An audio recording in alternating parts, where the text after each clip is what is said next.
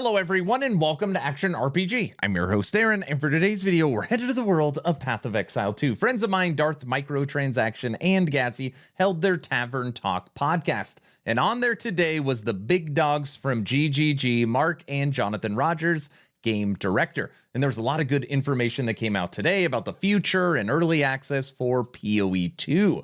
But for this video, I'm going to focus very specifically on Minion. Now, if you did not know this, I have played 280 hours of POE 2, and all 280 hours have been on Witch, Infernalist, Minion Army. We tested SRS, we tested Arsonist, Snipers, Storm Mages, Frost Mages, Reavers, Brutes, Skeleton Mages, Zombies.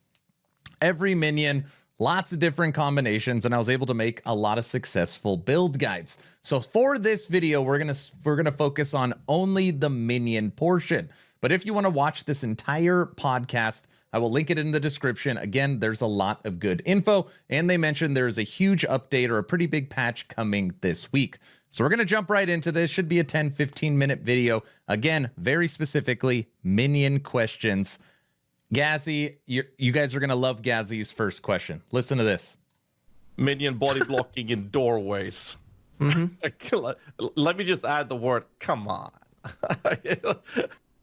So, I mean, yeah, like, this is something that we need to work out a better solution for. Like, what I can say is that, okay, so people will immediately say, oh, you know, just make it so that minions can just walk through each other. And it's like, we've done that and it sucked. And it doesn't just suck because of that it looks bad or something. Like, it sucks to actually, like, it actually just makes the minions play worse. So we need to find another solution that's, like, smarter somehow that, like, fixes that issue. One thing we are planning on doing, just as an initial test like that we've got, I believe someone's doing at the moment, is at least making it so that when minions die due to distance, that they respawn immediately near your character rather than it waiting until the next refresh. So like that'll at least maybe help a bit, but I don't know if it's like the full solution by any means. But there's something we have to do around this, but I honestly don't know quite what it is yet. And as I said, like all of the obvious solutions, as you might say, we have tried and they weren't great. So it really is going to take something a little bit more complicated to do to like work out what we're doing here. But yes, I appreciate the issue for sure. Like I'm not saying that we're not going to do something about it because we have to. We talk about this all the time when I'm streaming POE 2. I always say Grinding Gear Games is too good of a developer to not know about this. So it's either one of two things. One, they didn't have enough time to actually fix the body blocking issues and elevations and doorways and bridges for the minions to traverse, or two, it's intentional. Like you are in charge of moving your minions around and positioning, and we make sure that they can't run through each other because, yeah, they would be too strong. So it's a little bit of both here. It looks like they're going to improve the AI, maybe make the minions' hitboxes a little smaller. That way they can easily traverse through, but it looks like they're going to at least do something. I'm just saying that like it's not clear yet what that is, and at the very least, in the meantime, we can do the respawn instantly upon timing on the distancing out, which will help a little bit maybe. But yeah, more needs to be done. It's one of the big problems people complain about with the build. For sure. For them rubber banding to you resurrecting is much better than them dying, because that is part of my other question I had here. However, in PoE 1, there is a feature added as a modifier on well-telegraphed boss abilities that you're supposed to, as a player, dodge where your minions can't because you can't control them, so they do less damage to them.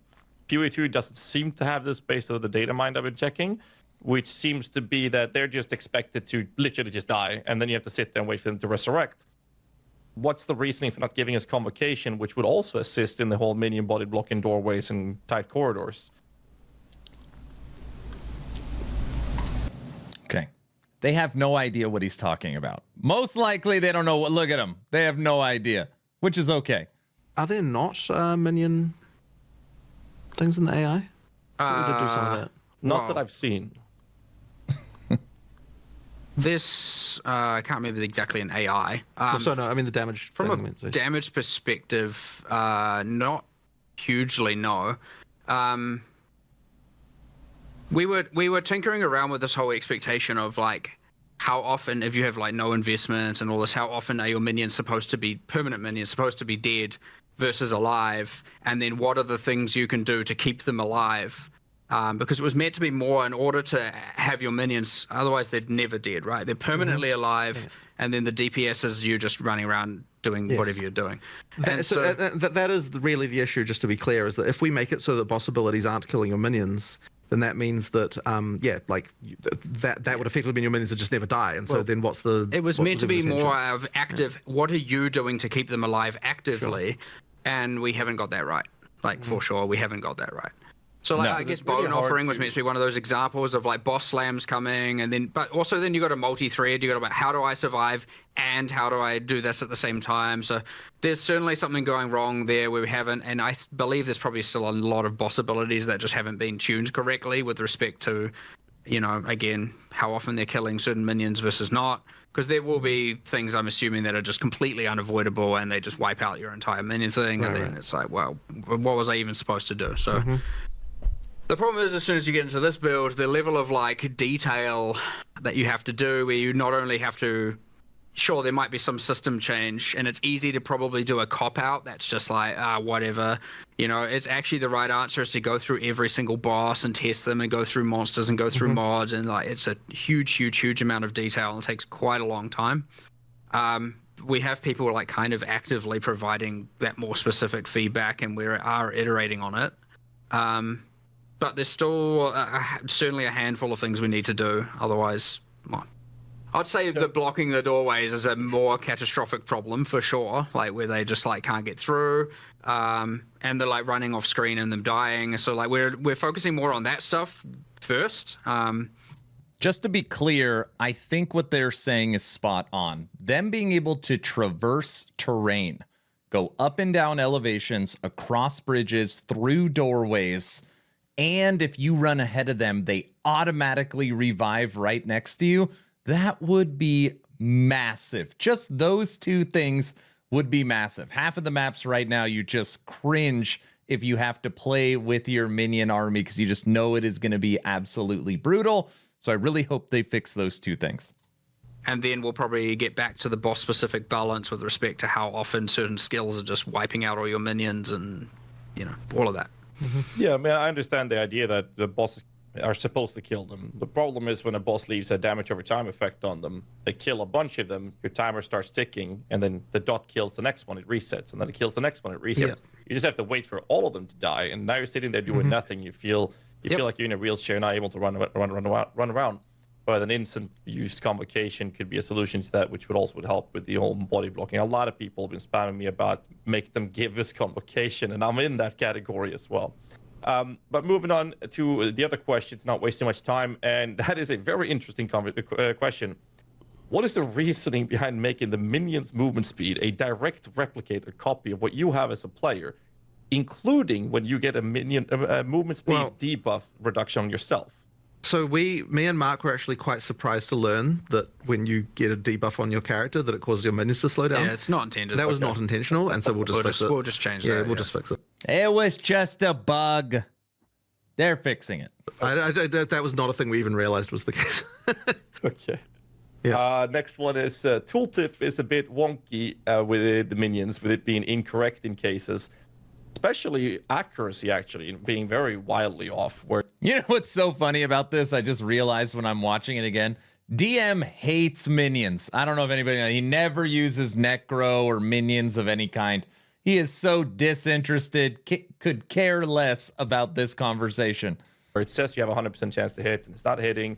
And then the tooltip is missing altogether on things like rating spirits. And sometimes when you change a gem on an unrelated ability, suddenly your tooltip on your damaged minions is also changing randomly. Is this something that sounds like a bug to me? Yeah, we'll fix that as soon as. I just need to look into what's going on. Our developer responsible, well, they might be back today, but our developer responsible for that has still been on holiday. So as soon as they're back, they'll get onto fixing them. Yeah. There was quite a lot of rushed like description stuff happening right at the end of development there. So I'm sure there's even more stuff that's wrong than that, just like with that stuff. I'm surprised that tooltip stuff is as good as it is, given like I remember 2 weeks before release, I was like, this is a dead feature. Like it may as well not exist. And then all of a sudden it was at least something that I was like, okay, that's a pretty good effort on what they did. So there's just more to do though, of course. Yeah, I got plenty more minion questions, but I'm just gonna go with the one that's been spammed the most, and that's Spectres when. So here we go. Spectres win. Right now, I've taken a little bit of a break from POE 2. We're checking out the new season of Torchlight Infinite. I said if there's one thing that'll bring me back instantly, it would be Spectres. Soon, fairly soon. It took more work than we expected, actually. Like, there was just a lot of there was a lot of specific shit we have to do, but it's not too far away. Well, the designers have to go through, all the monster designers have to go through and make spectrable versions of every monster, which in PoE 1 was a lot easier, and in PoE 2 there is so much more manual designer-based scripting on like a monster-to-monster basis that we have to like take out all of that random stuff to do with dialogue and like, because you don't want to all of a sudden like have a Spectre come out and then you're like, it dies and your character says some random thing, and because all of a sudden now your character's just spamming random dialogue all the time, and like. But there was even stuff that's kind of stupid where it's like, oh, the idle animation of this monster is loud. And so if you've got it as a Spectre, then like it makes it too annoying, and like just there's all sorts of random stuff that happens when you turn things into a Spectre that's kind of not obvious. Effectively, every single monster has to be. Yes, that's true. If you guys don't know what Bind Spectre is, you could bring back a enemy you killed for your own, and you can actually use it, give it support gems, and have an army of these. Just imagine you now have access, instead of an access to 10 to 12 different minions, you have access to 412. Oh, it's going to be unbelievable.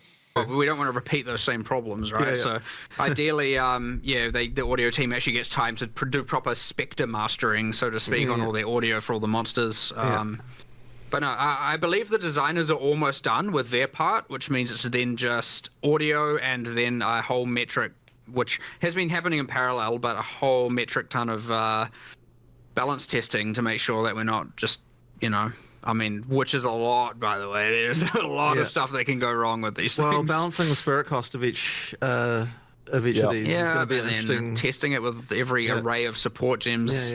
And, monsters can be set up kind of jank, where you're like, that's like a projectile, but like it's using some other skill that's kind of actually like triggering projectiles, and so if you actually put multiple projectiles on it, it might not affect it in the way you think. And like from a damage perception of like, I take less damage from projectiles, that's fine. From an avoidance perspective, it's fine. But then there'll be some weird thing where, because with like player skills, we actually code every single skill, like exactly here's how it's meant to work. It's like quite intricate. With monsters, we're cowboys. We just go ballistic and just set them up to make sure that they're good. And then all of a sudden you're like, oh right, we had to make a Spectre of this. Okay, well, and then you have to hack a bunch of stuff together. But it's also what allows us to be able to make a ludicrous amount of monsters all the time.